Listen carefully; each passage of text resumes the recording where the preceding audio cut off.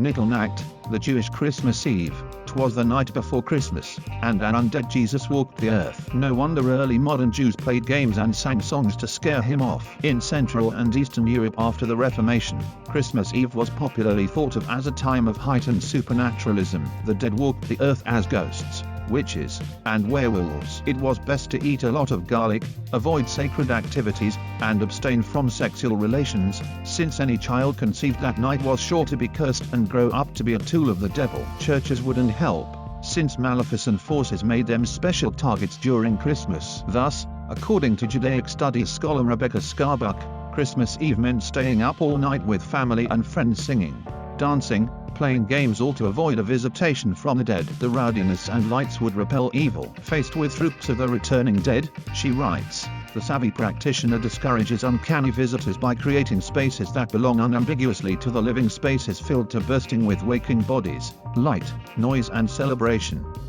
On Nittel Nacht, religious sparks are diverted to feed the power of evil. This was a Christian tradition, but it was also a Jewish one, called Nittel Nacht, Nativity Night. Jews refrained from reading the Torah, abstained from sex, and ate lots of garlic as they played cards all night long. The parallels are so striking because Nittel Nacht is actually a Jewish adaptation of the Christian tradition.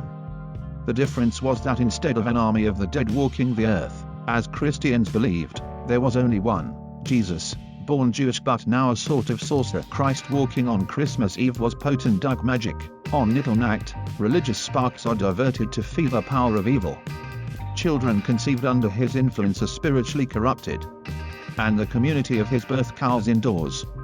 Skarbach calls this Jewish variation on Christmas Eve a mystical calculus that speaks volumes about European Jewish anxiety regarding the Christian majority, who could unleash murderous pogroms at a moment's notice. Staying inside on Christmas Eve amid rowdy anti-Semites who believed Jews were responsible for killing Christ would seem a reasonable response to terror. Nittel Nacht, argues Skarbach, was not such a radical departure from the Christian tradition at all, but this isn't to suggest that it is somehow less Jewish.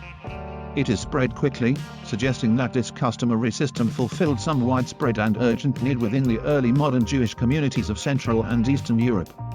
This history is a tale of two unequal communities buffeted between social conditions that drew them together and distinctive communal needs that pushed them apart. It also suggests why Nittel Nacht has been observed less often in the aftermath of the creation of the State of Israel. The violently anti-Semitic conditions that created the tradition don't exist there. And over the last century, rabbinical authorities have spoken in favor of abandoning or limiting Nittel Nacht. As Skarbach writes, modern practitioners have found the Nittel Nacht observances increasingly irksome and meaningless, though many continue to observe them for the sake of tradition.